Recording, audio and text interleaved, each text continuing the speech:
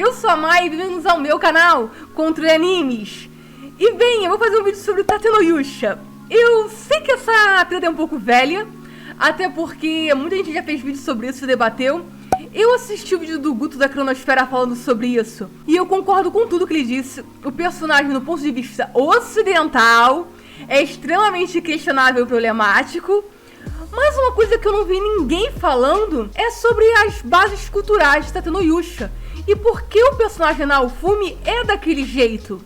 E eu suspeito que as pessoas não fizeram nenhum vídeo falando sobre isso é porque ninguém está na Novel Hell e ninguém faz ideia das influências fortes e das situações e problemas que tem Tatenoyusha, que são reflexos da cultura e de literatura oriental, sabe? Principalmente do leste asiático. E eu vou explicar por que, apesar de parecer uma obra questionável pro grupo que ela está sendo feito e para aquele ambiente pro que está sendo tratado, ela realmente executa o que ela tem que fazer. Ela realmente segue a sua proposta muito bem feita. A primeira coisa que eu acho que vocês têm que saber é que o web novel é um conteúdo de nicho. Então, consequentemente, vão ter muitos aspectos culturais, frases, situações que, de um ponto de vista de fora, que ocidental, são absurdo. Mas lá não são questão de debate, são extremamente normalizados. E todo o conteúdo de web novel não é considerado mainstream, não é para o público em geral, mas sim para fanáticos por literatura. Então, consequentemente, muitas citações e referências são baseadas na literatura clássica do leste asiático, tanto chinesa quanto japonesa. O que faz com que, por mais que a história do Tatenoyusha e do Naofumi pareça chocante pra gente, pra quem consome esse tipo de conteúdo, tipo eu, essa história é, na verdade, uma de muitas que carregam as mesmas características e as mesmas problemáticas, simplesmente porque elas são realmente baseadas numa literatura clássica. Então, se você vai entrar nesse mundo, você meio que tem que aceitar que normalmente esse conteúdo é extremamente tradicionalista. Tem muitos traços, tipo de narrativa e situações que são feitas por pessoas que gostam de ler muito e realmente são apegadas a conceitos do passado, coisas antigas. Por mais que seja meio que, sei lá, um isekai moderninho, as pessoas que realmente são ligadas à literatura inevitavelmente vão se influenciar pelos clássicos. E Tatenoyusha é influenciado por esses clássicos. Então vamos lá começar a falar sobre Tatenoyusha. Começando pelo personagem principal, Naofumi. E a forma que ele parece odiar as mulheres, apesar de que no início da história, quando ele encontra aquela personagem que ele tem algum vínculo com ela, que ela parece querer participar do grupo dele, ele tem um comportamento bem diferente e é muito mais receptivo a ela, até finalmente ser traído e enganado pela mesma ao ponto de mudar o seu comportamento. Bem, pra quem não faz ideia, a grande razão do Naofumi odiar mulheres está muito atrelada à filosofia do Confúcio. E não, Confúcio não odiava mulheres, por favor, não pensem nisso. Ele foi um filósofo chinês que criou o conceito de piedade filial, que é basicamente que diz o seguinte: não importa o quão ruim tenham sido seus pais, não importa se seus pais te espancaram a sua infância toda, é a obrigação dos filhos cuidar dos pais na velhice, de ter a piedade filial, de ele falar: como você me deu a vida e você me manteve vivo até aqui, eu sou obrigatoriamente forçado de forma moral a cuidar de você e garantir que você tenha uma boa velhice. E essa piedade filial era aplicada apenas aos homens, pois era normal os homens, quando eles se casavam, trazerem as esposas para as suas famílias, e as mulheres, quando se casavam, elas iam para a família dos maridos delas. Então a piedade filial não era com os pais que criaram elas, mas com os pais da pessoa com quem elas casaram. E um grande motivo de você ter que ser grato aos pais que te deram a vida, mesmo que seus pais sejam péssimos, é porque, principalmente no Japão, existia o conceito de mandar sua criança embora. Basicamente, quando as crianças, até mais ou menos uns 7 anos de idade, nasciam, era acreditado que elas tinham um forte vínculo com o céu, sabe? Com o lado espiritual. E era socialmente aceito que os pais, tanto na gravidez quanto até os 7 anos de idade, eles, caso não quisessem criar o filho, caso eles não quisessem ter esse vínculo com o filho, eles pudessem até os 7 anos de idade mandar a criança embora.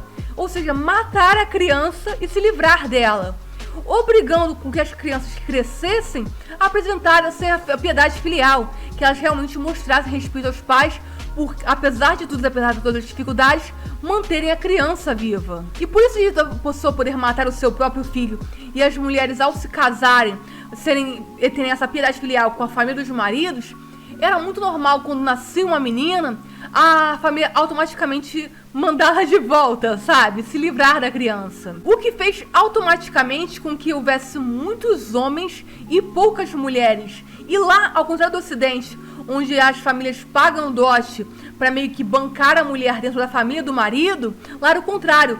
Normalmente o cara, quando queria casar com a mulher, na verdade isso até hoje, nem sei porque eu ainda falei antigamente. Quando o cara quer casar com a mulher, ele tem que pagar um valor bem alto para a família sobre todo o custo de tempo que a pessoa teve durante a sua vida. Tipo assim, da idade 0 até a idade, sei lá, de 18 anos, o cara tem que dar esse dinheiro pra família da mulher pra ter o jeito de tirar a mulher daquela família. E isso acontecia do tipo da pessoa mais rica à pessoa mais pobre. Você tinha que dar um dote à família pra conseguir tirar a mulher dela e trazer pra sua família, poder se casar. E essa falta de mulheres, afinal os pais preferiam se livrar das meninas, criar apenas meninos, sabendo que os meninos iriam cuidar deles na velhice. E toda essa questão de piedade filial é fortemente empregada no Naofumi, desde o começo, onde é citado que ele é um adulto que ainda vive às custas dos pais, ou seja, ele não exerce piedade filial. Ele é uma pessoa que age de forma diferente aos conceitos tradicionais. Então eu não quero mostrar ali no começo que o Naofumi é um cara fracassado, que não tem nada na vida, mas sim que é uma pessoa que tem uma mentalidade diferente dos conceitos tradicionais. E, consequentemente, do ponto de vista tradicional, ele é extremamente criticado e está numa posição extremamente duvidosa. E com essa falta de mulheres na sociedade também, as poucas mulheres que existiam podiam escolher qual marido elas teriam. E se elas poderiam escolher, tipo assim, quem tem mais dinheiro, quem pagaria mais dotes por elas, com quem elas se queriam se casar. Afinal, a opção não faltava para elas. E tudo isso serve para ilustrar que o problema do Naofumi e o ódio contra as mulheres não são contra as mulheres em si, mas sim com a posição das mulheres na sociedade, onde elas podem escolher os homens, onde elas podem usar os homens para obter alguma coisa. Isso é reforçado na novel, na própria narrativa, quando eles dizem que nesse mundo fantasioso novo, eles vivem uma sociedade matriarcal, onde as mulheres estão acima dos homens. E os homens não são iguais às mulheres, mas sim uma ferramenta que as mulheres usam para obter alguma coisa. E a gente vê esse desprezo do Naofumi pela sociedade em si como um todo, e não especificamente apenas pelas mulheres, quando é questionado justamente sobre a questão da escravidão, onde um dos heróis fala, você está escravizando a Raftalia, isso é errado. E ele fala, por que errado? Toda a sociedade faz isso. Então ele meio está dizendo assim, se eu tenho que viver numa sociedade cumprindo as regras dela, se eu tenho que sofrer por não cumprir a piedade filial, se eu tenho que ser discriminado por não poder prover as coisas às mulheres, então por que quando alguma coisa da sociedade que é problemática me beneficia, eu não posso utilizar isso ao meu favor? O que acaba sendo uma discussão um pouco maior, sabe? Parece que ele é só um cuzão do tipo, escravizo mesmo. Mas na verdade é uma forma da narrativa entrar em protesto com as questões tradicionais. E nesse ponto eu acho extremamente importante explicar para vocês o conceito de escravidão em Tatenoyusha, que é o conceito de escravidão no leste asiático. Começando pelo... É importante vocês saberem que lá não existe racismo. Lá existe xenofobia. O que significa que as pessoas, apesar de odiarem as pessoas de outras regiões, elas não consideram aquelas pessoas menos humanas. Elas só odeiam as outras pessoas mesmo. De forma tipo assim, só odeio você porque você é de outra região. Já no racismo, já tem uma questão sobre raças. Sobre eles não serem humanos. Sobre as pessoas que estavam sendo escravizadas serem de uma subespécie que era chamada de negroide, que automaticamente não era uma pessoa normal, era tipo um animal, era tipo um macaco ou uma mula. Eles podiam trabalhar mais, eles não mereciam ter as escolhas básicas da vida, simplesmente porque eles não eram pessoas, eles não pensavam, eles não tinham capacidade. Essa era a justificativa para o racismo e para a escravidão aqui no Ocidente. Mas lá no Oriente, apesar de haver escravidão, não existia essa pauta racial, não existia esse tipo de discussão. Isso porque lá quem era escravizado normalmente eram pessoas extremamente pobres que vendiam a sua liberdade para outras pessoas para trabalhar para elas. E eu acho bom deixar claro bem desde o começo que que apesar da escravidão ser uma questão problemática no geral, no ambiente assim da Ásia Antiga, sabe, quando a escravidão era muito forte, lá não era uma grande questão. Isso porque o camponês médio, a pessoa livre que tinha uma vidinha assim normal ali, elas eram extremamente pobres, elas tinham uma qualidade de vida péssima. E as pessoas que eram as escravizadas, elas eram compradas por pessoas com um status de hierarquia um pouquinho maior. Então essas pessoas acabam fornecendo para os escravos, para as pessoas que elas compravam, uma qualidade de vida que, apesar de miserável, podia ser até um pouquinho melhor do aldeão médio, sabe? Da pessoa que vivia no vilarejo. O que faz com que, apesar da escravidão ser uma coisa errada, a gente sabe, pô, você tá vindo da vida de alguém, isso é errado, ela também não era uma questão tão difícil, porque um escravo não vivia melhor do que um camponês médio. A pessoa que estava debaixo da hierarquia, consequentemente, ia viver mal. Isso não era problema, isso não era discussão. Não existia muita diferença entre posições ali. E a gente precisa interpretar isso com muito cuidado, porque quando a gente observa a Raftalia, a situação dela e até os outros demi-humanos da história, você percebe que existem pessoas que, mesmo livres, são tratadas muito mal. Tipo, quando eles vão pro vilarejo lutar lá contra aqueles incidentes, as vilas estão sendo destruídas, as pessoas estão morrendo, e nem os heróis que estão lá pra ajudar estão ligando pra aquelas vidas, porque do tipo, dane-se se vocês morrerem, dane-se se o vilarejo todo for queimado e destruído, a gente tá aqui sobre a nossa missão. O que realmente reforça que, na posição daquele universo ali, eles têm uma questão de escravidão muito oriental. Claro que existe ali o preconceito contra demi-humanos, que é muito pontual, porque é muito sobre o rei, na visão dele, contra os demi-humanos, mas no geral querem dizer que as pessoas que estão ali na base da sociedade, elas vão ser mal vistas, indiferentemente se elas forem cidadãos livres, aldeões livres, ou se elas forem escravos. Tá todo mundo vivendo mal, e as poucas pessoas que têm o poder, que podem comprar um escravo, ou que estão no topo da hierarquia sendo heróis, ou estando no, na nobreza e no clero, essas poucas pessoas estão numa situação tão distoante assim, representa muito o conceito de como a escravidão ali não é o principal problema. O principal problema está no sistema, de como existe uma hierarquia, existem castas e não existe mobilidade, nem para o aldeão livre e nem para o escravo, que as pessoas que estão acima estão sempre oprimindo quem está embaixo. E aí entramos na questão sobre a marca da Raftalia, sobre aonde aquela marca de escravidão que ela carrega acaba tornando ela inferior ao cidadão médio. E isso daí, apesar de existir como se fosse uma forma de ilustrar que ela está realmente abaixo da cidadão médio, do aldeão pobre, mesmo que culturalmente eles digam que o escravo e o aldeão pobre estão no mesmo patamar, isso acaba carregando um simbolismo maior sobre como funcionavam as marcações na Ásia Antiga. Na Ásia Antiga, quando você queria punir alguém, a primeira opção nunca era pena de morte, prisão, trabalho forçado, mas sim você marcar a pessoa para que ela carregasse a vergonha do crime que ela cometeu. E as marcas variavam de forma absurda. Por exemplo, uma marca super comum era você ter que cortar o cabelo da pessoa, porque assim as pessoas olhariam e saberiam que ela cometeu algum crime, que ela agiu de forma errada. Mas, como o cabelo cresce, o tempo de punição seria justamente o tempo do cabelo da pessoa crescer. E quando o crime era um pouco maior e a marca tinha que ser mais evidente, até para as pessoas saberem que não poderiam interagir tão bem com elas, que tinham que destratar a pessoa marcada porque ela cometeu um crime no passado e ela cometeu uma desonra, as marcas eram feitas a ferro, como se fosse gado, sabe, marcando a pessoa mesmo, para ficar uma cicatriz na pessoa. E isso é muito bem representado na novel Modazushi, onde um clã, para mostrar que outros clãs cometeram um erro, cometeram alguma traição, eram marcados a ferro como se fosse gado e carregava essa marca no peito. E a marca da Raftalia não funciona narrativamente com a marca de escravidão para dizer que escravos são menos que pessoas livres, para dizer que eles estão em posições diferentes e que de fato a escravidão naquele mundo é algo muito ruim.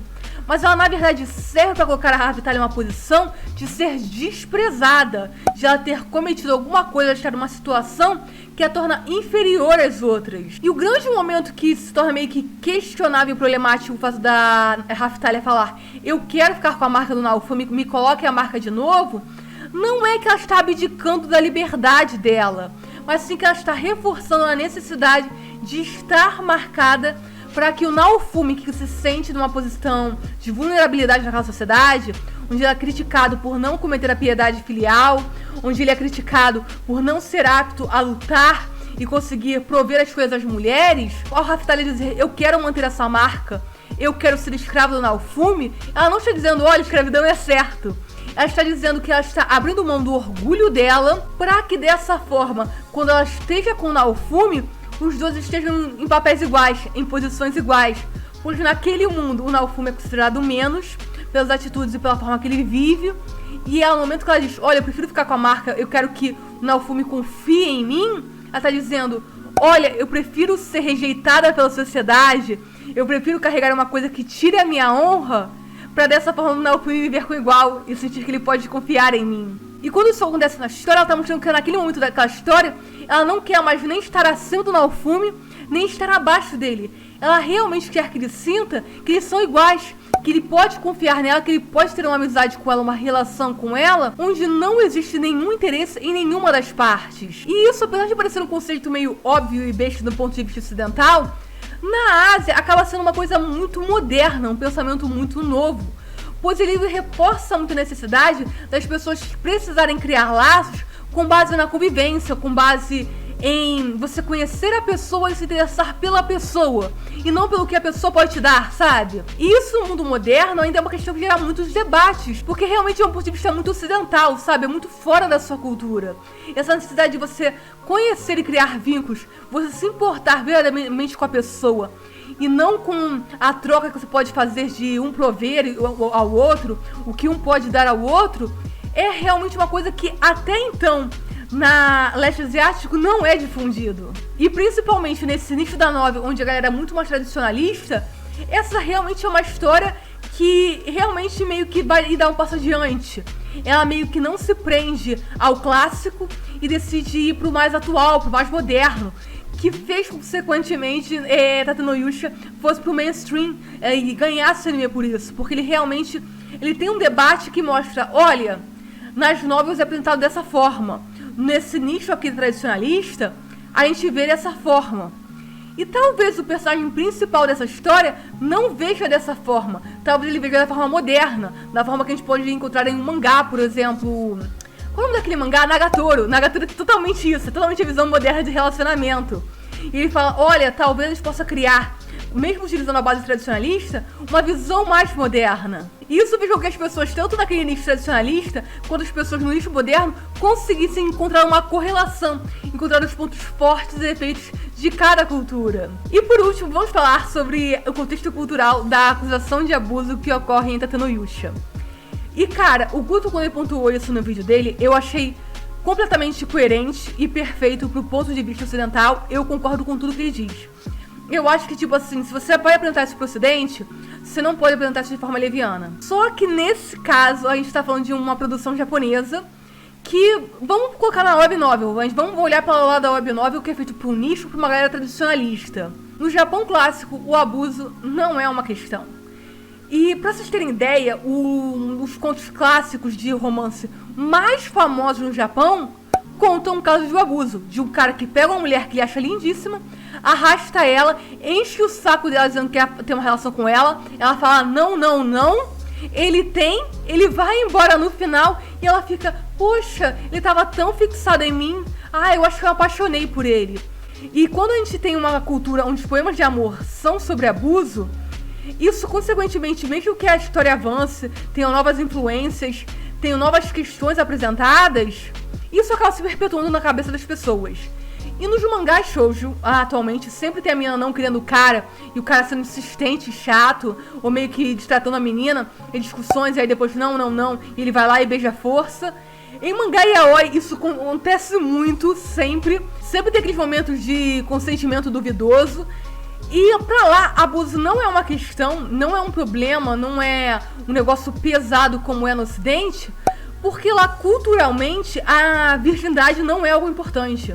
Não importa se você casa ou não virgem, não importa, somente no Japão, não importava se você era ou não fiel ao marido, porque a galera rica rolava muita traição, sabe? As pessoas assim, relacionavam com primo, depois com o amigo do marido, depois traíam, aí os casamentos acabavam, aí você casava com outro, porque o casamento era meio que um acordo, sabe? Aí você cansava e voltava com seu marido antigo. Essa questão de a gente valorizar a virgindade da mulher, valorizar a primeira relação e encarar esse tipo de violência, esse tipo de coisa sendo forçada como algo extremamente negativo, isso pro Japão não existe, não é uma questão, não é um problema. E lá na literatura clássica, você abusar de uma mulher pode ser visto tanto de forma romântica como com uma agressão simples, como se você dar um soco na cara, sabe, de uma pessoa. Não existe a mesma conotação violenta que a gente encara no Ocidente. E quando a personagem chega e fala que sofreu um abuso na Naofumi, ela tá meio que dizendo, olha, ele me agrediu, ele me deu um soco.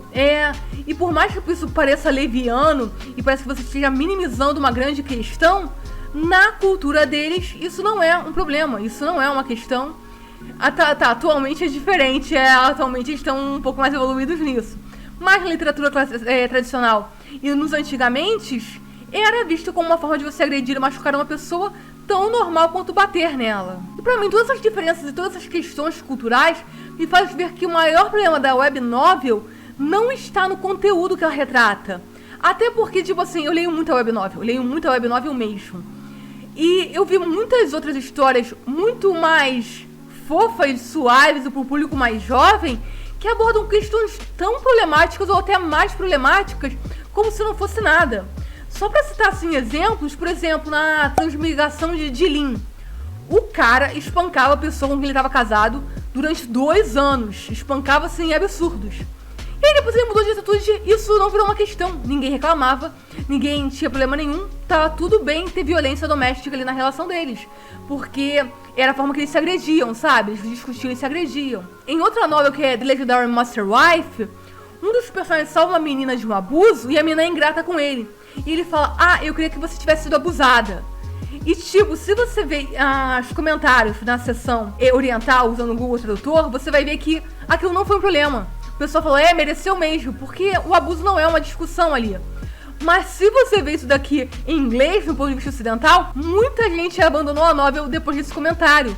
Todo mundo se revoltou, inclusive eu, quando li, fiquei chocada. Porque na minha cultura, na minha visão, isso é uma questão, isso é um problema. Mas na cultura e visão de quem tá escrevendo, para as pessoas que ele espera que leiam, isso não é um problema, isso não é uma questão. E eu acho que tudo isso leva a gente para uma discussão que é um pouco maior sobre Tate no Yusha, que é basicamente a discussão sobre cultura. Olha, existe uma regra básica que é a seguinte: cultura você não julga, você aceita. Se Tate no Yusha tem as problemáticas dele baseado num conceito cultural, de uma visão tradicionalista e até de uma crítica sobre essa visão tradicionalista sobre o conteúdo moderno, a gente não pode voltar aos erros e falar que isso é imoral, que isso é errado.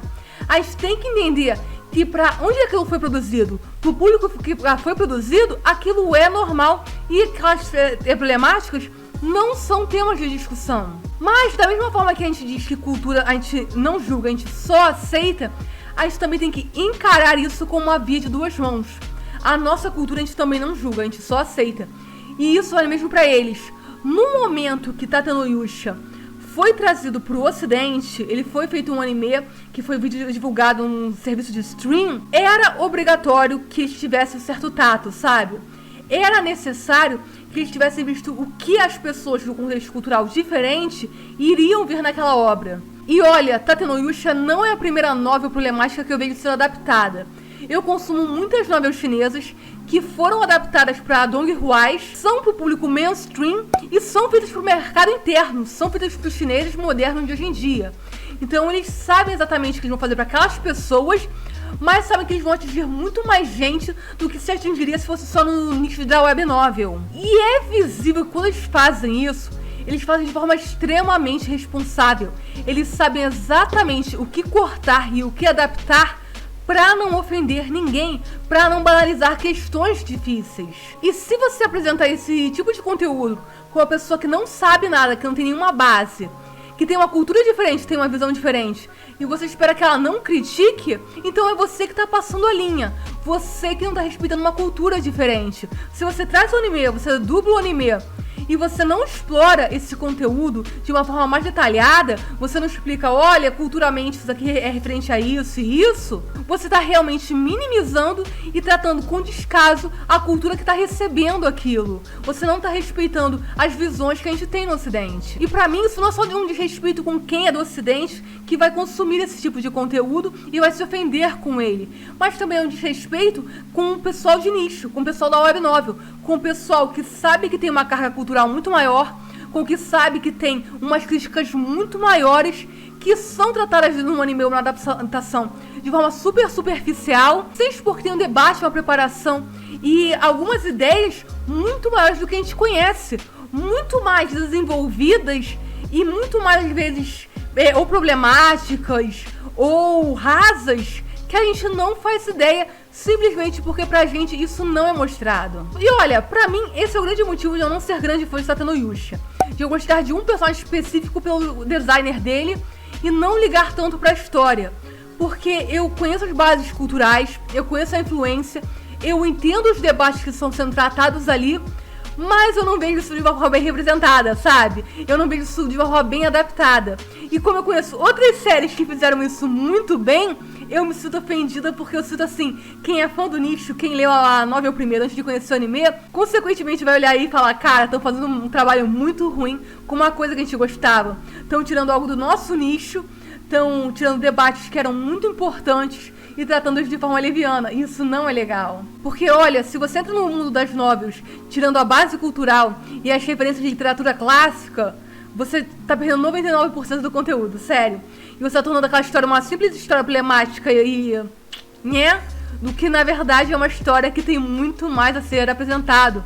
Que tem muitos fatores históricos que quando você entende ali e você sabe como é representado, você consegue até entender muito melhor o raciocínio e comportamento dos personagens. E é até legal porque quando isso em Tatenoyusha ocorre, de umas mudanças, de alguns diálogos, você entende que na verdade isso não é só na história, sabe?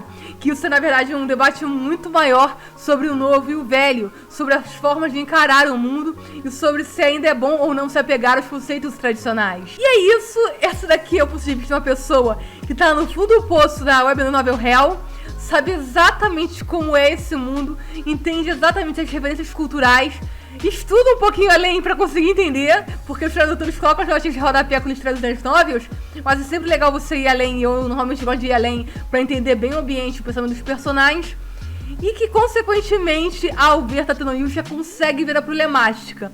Não necessariamente na forma que as questões problemáticas são abordadas, mas sim na forma que ela é apresentada para o público de fora desse mundo. Até porque as verdadeiras problemáticas que são abordadas ali não são algo que a gente necessariamente consegue entender, mas se entendesse, eu acho que isso enriqueceria muito mais o anime, porque ele seria muito mais didático, ele seria muito mais profundo do que ele atualmente é.